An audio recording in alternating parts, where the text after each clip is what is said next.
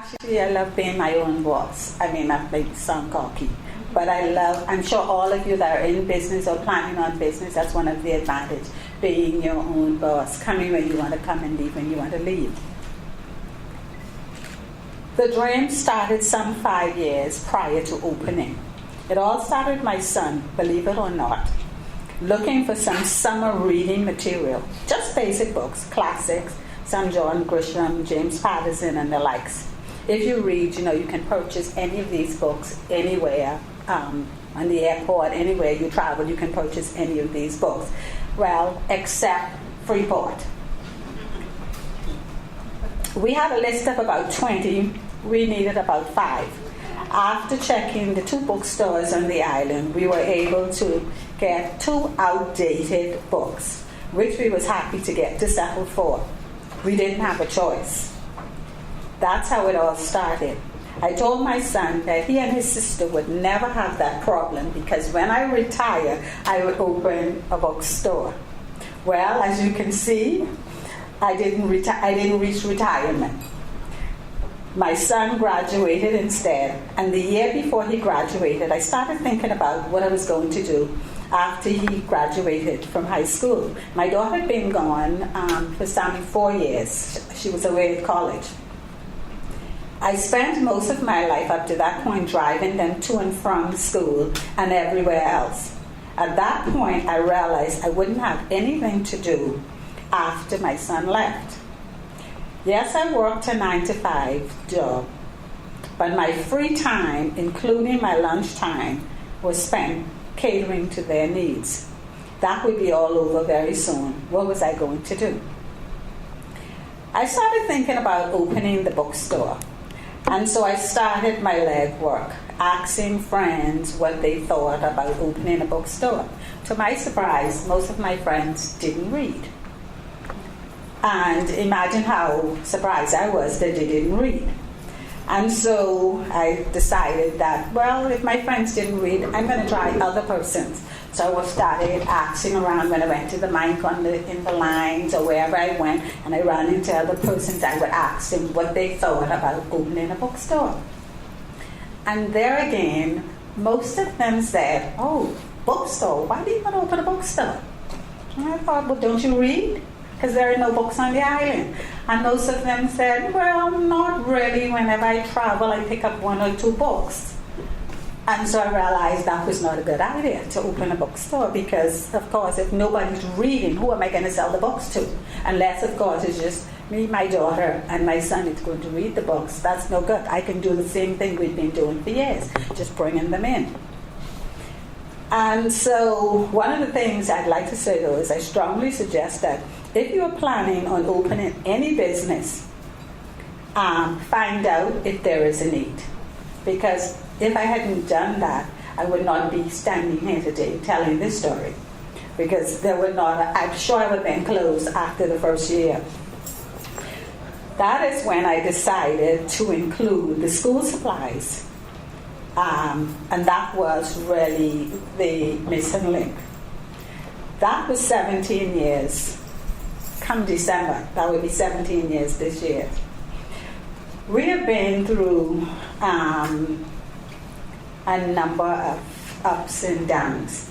There were the storms, the hurricanes, and so from one thing to the next. But in all of that, we did see a lot of growth, especially in the first year. And we realized that there was a need for what I was supplying. The school supplies more than anything else. The books still, of course, all of you here, I don't know how many of you read. Really read. Okay, that doesn't help. So it's 2 persons, so I would have had 2 customers here, even though she's my customer anyhow, but she comes in for art supplies, right? So, and I'm sure a lot of you have been in for other things, probably school supplies, stationaries, and what have you, but of course, you haven't been in for books. But we did expand the first year. Our very first year we opened up, we expanded. And we expanded, the second year we even got bigger. We're to the point where we are right now. And that stayed like that for quite a long while. We opened the second store in the Port Lakai market area. We closed that after the two storms, of course, because we all know what happened after Francis and Jane. So we ended up closing that store, but we were able to keep the store downtown because, of course, like my friend here says, that's Beverly Hills. But of course, you know, down in the ghetto, we always have somebody that always needs something. So they're going to always find $1, because up in Beverly Hills, they think twice before they spend their money on some things. But in the ghetto, if they have $1, they're going to spend it.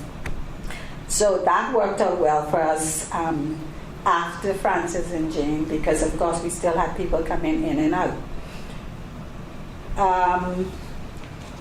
But like I said, the growth over the years, and I must say it's because of the Grand Bahama community that really embraced us, and they're still embracing us. We're still one of those stores. I'm sure most of you have heard about us, H&L. The children go home and they talk about H&L, and so because the children are telling the parents they want to come to H&L, that is one of the main reasons we're still here in business. But we've had our challenges, our ups and downs, like any other business, with a lot of competition. When we started out, there was only Bellevue that we had to compete with. But ever since then, you know, somebody's popping up here, there, and there. And so, of course, when somebody new comes on, then you then have to stop, and they tend to pull some of your customers.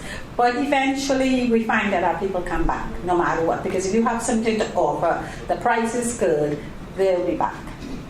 And so that was one of the things that kept us in business over the years, because we tried to keep our prices reasonable. We try not to go as well as we do the lower, the mid, and the upper end pricing. So that way there's always something for your pocket. Whatever you can afford to buy is there. So we have a pencil for 10 cents, one for 50, and one for 25. If you want one for 50 cents, you can get that as well. And that is, I mean, I probably won't buy the 10-cent pencil, but that's the pencil you prefer, so we make sure that that pencil is there because you want the lower end price. And that's one of the things that kept us in business, because we were able to keep the prices so that everybody can, it's not a upper end store or middle class store. It's for both. You can go from the poor, and I didn't like saying the poor, but since the back speaker just spoke about the poor, I guess you know, we could talk about the poor. So we have for the lower end as well as the mid end and upper end.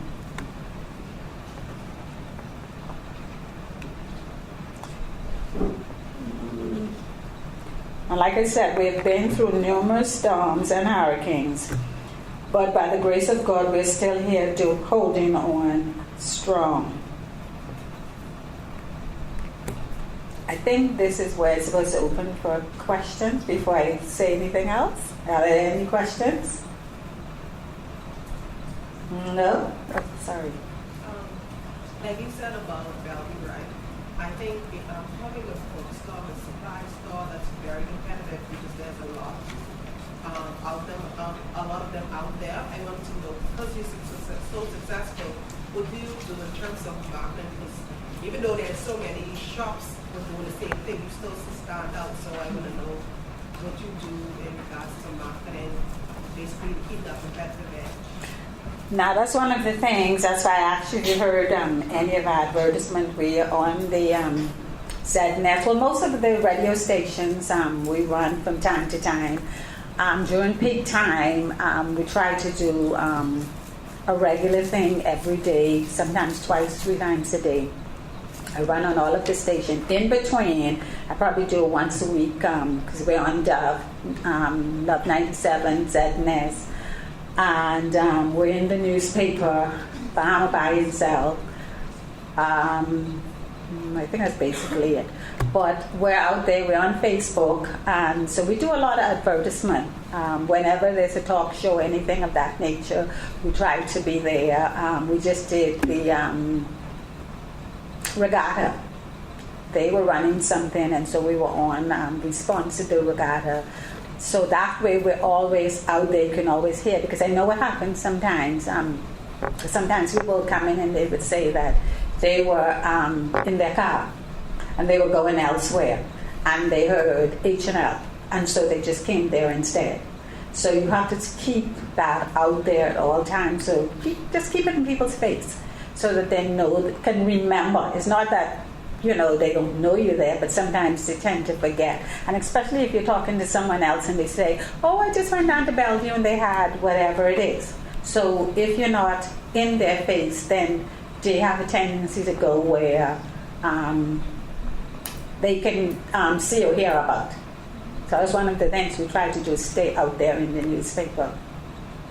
When you opened up in Fort Ohio and you closed, was there any wavering when you decided to close? Or you just looked at the numbers and decided it wasn't working? Well, what happened was at that time they were basically shut down up in that area because the hotel was closed. And so because the hotel was closed, there really wasn't very much, the income was very small. And so of course if you're still paying salary, you still have to pay rent, power bill. It was a bit much trying to keep up with the store up there. Mind you, the store did very well before that. But it's just a matter of being able to sustain it during that period of time while the hotel was closed. What do you attribute your motivation to continue to keep going even though other stores keep opening up and the challenges of the economy? What would you say, I wouldn't say what is your single most motivation, but what do you think just keeps you going?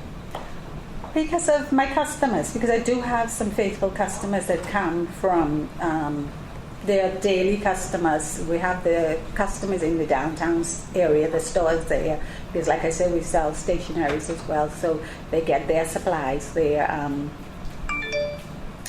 adding machine tapes, their register tapes, their sales books. So that more or less keeps us. And then there's, of course, the students.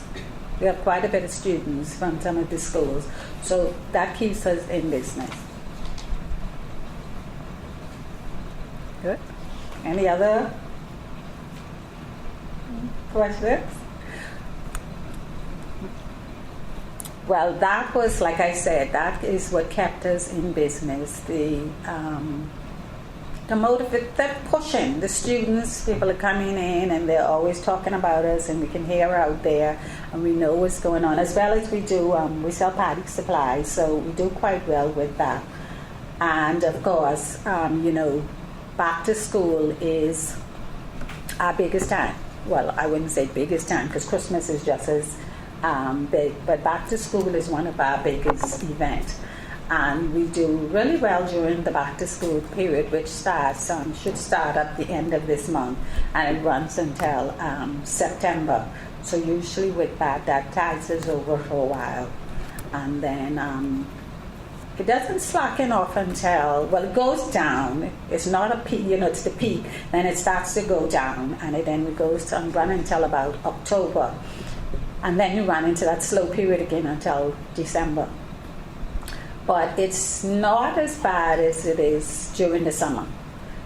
When school is closed in May and June, and then you really see the very slow period during that time. Other than that, and then we have other times when because there's Mother's Day, Father's Day. Well, I mean, not Father's Day anymore, because this year I don't know what happened with the fathers. Well, I should blame the mothers because they wasn't buying for the fathers. And then there's Easter, because of course, we cater to the children. So Easter is always a very good time for us as well. So, sorry. Was there ever a time that you've been in business at 18? How long have you been in business? 17 years. 17 years. Was there ever a season or time that you felt as if it wasn't working, or you felt a bit discouraged? And if you did, what motivated you to just, again? Well, it really goes right back to the same Francis and Jane. during that time with Francis and Jane, because that's really when we really first felt when we really felt the effects of the slow period. That was the biggest time. And ever since then, it's never been the same as it was before.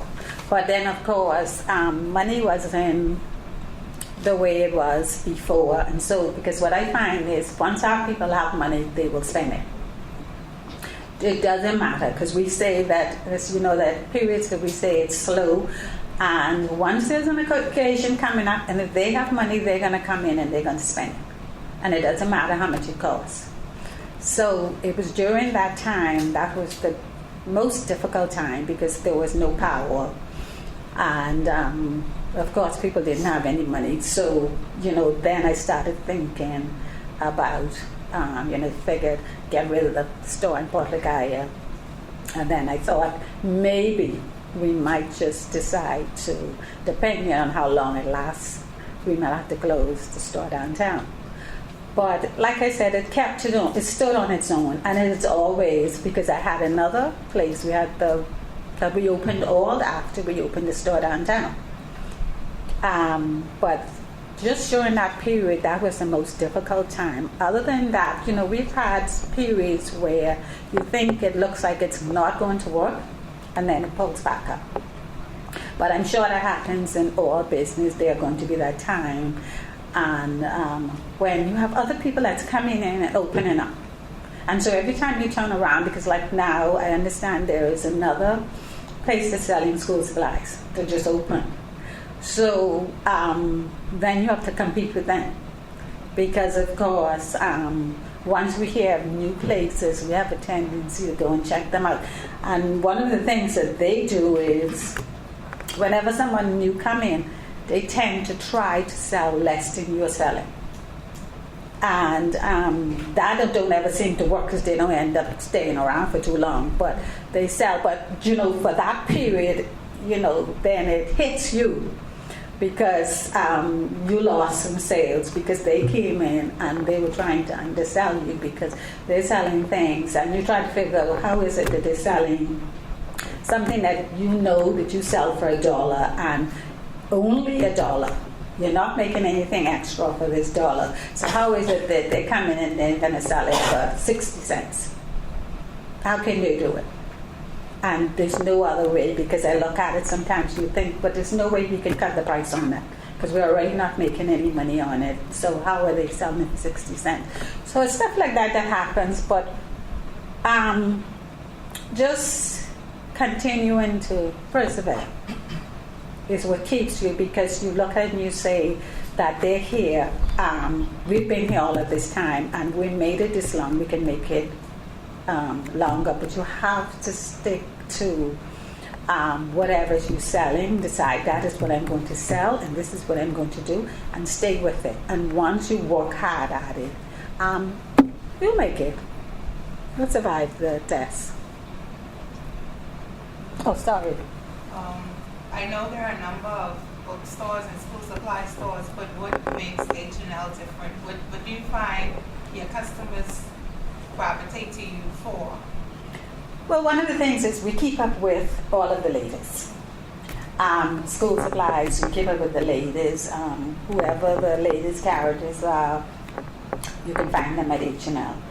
Same thing with books. And on top of that, we can order the books for you. If you want a book, a particular book, and you come in, we can order that for you. But one of the things that, because the children, they know that Frozen is big now. And so before Frozen became very big here, we'd already had Frozen. So we had everything in Frozen. You can get your party supplies, your school supplies, whatever it is in Frozen. And so once one child go with the Frozen, they tell the other child, oh, I got this from H&L. And that's one of the things we try to keep abreast of everything that's new and coming up. And that seemed to work, because once the children know, they always like the fashion items. Messenger bag was big for the last couple of years. And so we did quite a bit of messenger bags and all of the different characters, as well as the different colors and what have you. And so everybody knows to come to H&L if you wanted and the latest in the messenger bags. Any other? I can attest that you have things that I only come to you for because you're the only one who has them. And she'll always, oh, we run out, okay, we'll order some more. So I know I can go to her for certain things. That's why I come to you all the time. Okay, and we thank you very much. And we do the art supplies. And I think, I don't know if anybody else do the selection that we do, but we do have a wide selection of art supplies, your canvas, oil paint, water paint, paint brushes, and not just your cheap brushes, but your good brushes as well. And like she said, because she paints, so she can attest to that, as well as we do for the schools, because some of the schools are using the paints, acrylic paints and what have you, so we have all of that in stock. But we do have a wide selection of everything we sell. And like I said, we have different price range. So you don't have to worry that I say that we have canvas and you come in there, you can only get, no. Same thing with the paints. You can get, so it's a wide selection of all of the items that we sell. And the prices, if I must say, is very good, if I must say myself. Do we have any other questions? Just stay in town, just stay in town. Don't move it. Okay. No, that's a testament. She's a fixture in downtown, and you know that H&L is there. Like for my business, I always come to you first. I'll send my lady, go to H&L and see if H&L have it first, and then I gotta jump in my car, and then I gotta drive somewhere else, and H&L is right there. So I mean that in itself is something that I appreciate, that you stayed and remained right there. And that's one of the things that some of the customers say, that they'll come in and they'd say, oh, we're out of it. Oh, when are you going to get it in? Then I'll wait. And so they would wait. They won't go anyplace else. They said, I can wait until next week. And we do get things in every week. So if you come in and it's not there and you ask for it, the next week, Friday or Saturday, it'll be in store. And my girls will call you if you leave your name and number so that you can come and get it. That's it. Any other questions or comments? 20 years later from now, you will be more disappointed by the things that you didn't do than the ones that you did do. So throw up the bowlines, sail away from the safe harbor, catch the trade winds in your sails, explore, dream, discover. Quote from Mark Twain. And I thank you all very much